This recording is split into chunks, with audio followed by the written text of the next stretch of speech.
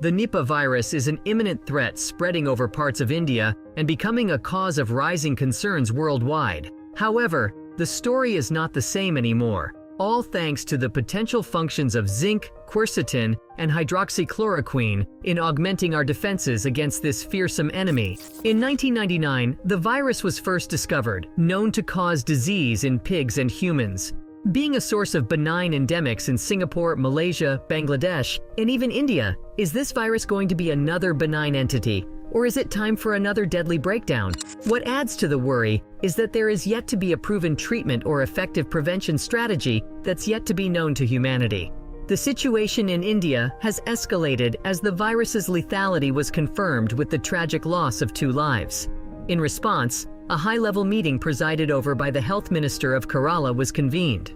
Kannur, Wayanad, and Malappuram regions are on heightened alert as they are suspected to be home to several people with possible symptoms. The resulting chaos led to school closures, social distancing, and orders to restrict vehicular movements. However, essential businesses, including food and medicines, can operate between 7 a.m. and 5 p.m. In other words, pandemic preparedness and biosecurity have already emerged and are expected to evolve if the situation remains uncontrolled. Case studies around the globe.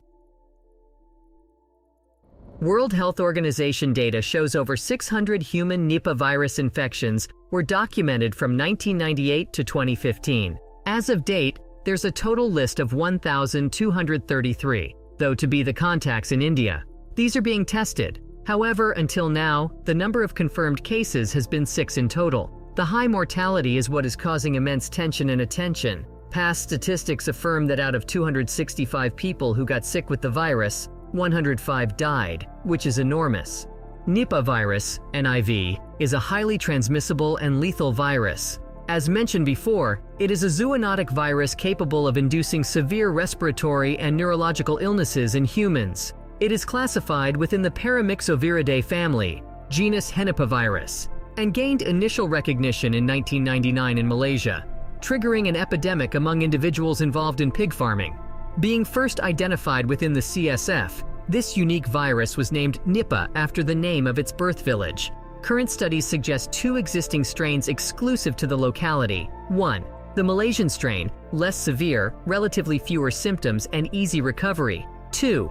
The Bangladesh strain, severe symptoms including myalgias with possible organ system involvements. The strain in India is closely related to the one causing endemic in Bangladesh. This explains the additional heart involvement and serious complications emerging in India as the strain evolves. Being an RNA virus, it can adapt to host, emerging possibilities, thereby improving through genetic mutations, yet causing serious threat of more and more virulence. However, amidst the chaos, the hopes are high this time. Due to the possession of unique zinc-binding sites required for viral replication, the process can be halted swiftly with simple zinc supplementation in combination with flavonoids and hydroxychloroquine. How long it takes the virus to establish and cause disease. It is usually determined by the incubation period. If the term is new to you, it's the time frame between the point of contact, which means the exposure, until the very first symptom appears. According to WHO, the Nipah virus takes about 14 days. However, in some reported cases, it can be over a month. 45 days is the most extended reporting duration. How is the Nipah virus transmitted? The main reservoir of the disease is thought to be a fruit bat, similar to COVID-19. Not only is the virus transmitted via direct human-human contact, but there is comfortable evidence proving it passes to humans via an intermediary. For instance, the following can be a few possibilities. Raw products, such as fruits and meat, are infected via saliva, secretions of either the reservoir or an intermediary. Contact via secretions of humans, which can either be urine, blood, saliva, and, in some instances, respiratory aerosols. In some rare instances, the fruit handlers served as a means of spread. However, the current studies have not proved a transplacental spread, which means the possibility of mother-to-child transmission has yet to be proven. The intermediate host varies from pigs to horses, depending upon the area-wise distribution. This proves the virus is well adapted to survive in various non-human reservoirs. A matter of great concern. Identifying the initial symptoms. Like any viral entity, the initial symptoms are subtle, making it impossible to detect at this phase. These include fever, sore throat, vomiting, fatigue followed by malaise, which is a term used for muscle aches. While a person might completely recover following this stage, the other possibility includes organ involvement, including the respiratory or central nervous system. Respiratory system. The respiratory system can cause atypical pneumonia with a mild cough and low-grade fever, and the individual is generally well enough for everyday tasks. The other extreme can lead to respiratory distress, a severe medical condition requiring urgent care and intervention. Central nervous system. The involvement of this is perhaps the most lethal outcome. Remember that it's also responsible for major post-infective complications.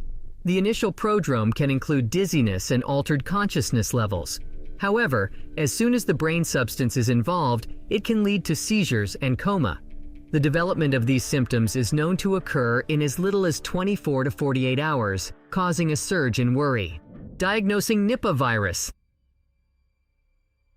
As the disease becomes more and more prevalent, so does the need for timely diagnosis and isolation. The only effective current regimen is a detailed history, ruling out contact history and identifying the initial subtle symptoms. The other means can include the real-time polymerase chain reaction, RT-PCR, conducted on bodily fluids. Further, detecting antibodies using enzyme-linked immunosorbent assay, ELISA, or culturing can be the mainstay. However, PCR demands efficient sampling and adequate transportation, which demands safe and timely transport to the labs.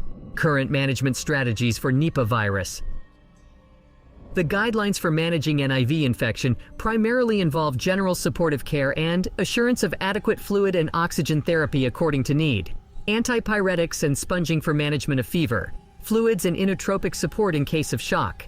Zinc supplementation, along with antioxidants such as hydroxychloroquine, can not only help to speed up recovery, but can prevent recurrence as well. The use of monoclonal antibodies, which is a therapeutic milestone and involves the administration of preformed immunity, is in development and evaluation. These are incredibly beneficial. Implementing measures to prevent disease transmissions, such as isolation and safe handling, is the key in all cases. In a nutshell, the following measures are life-saving.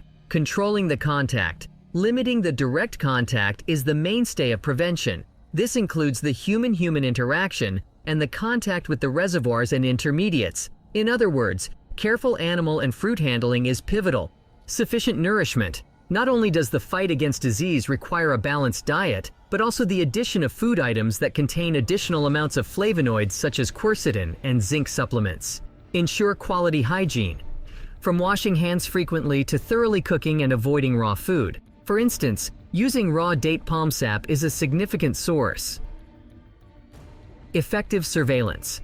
This includes an effort by higher authorities for timely detection and reporting of Nipah virus cases. Developing comprehensive systems alongside public awareness and education efforts is needed to avoid a deadly outbreak. Healthcare measures. The effort of the infection control authorities is essential to prevent significant patient-patient and patient-doctor transmissions. For instance, using effective personal protective equipment is the need of the hour. Strict adherence to safe handling of specimens and isolation protocols is a must-have practice. The essential role of prevention.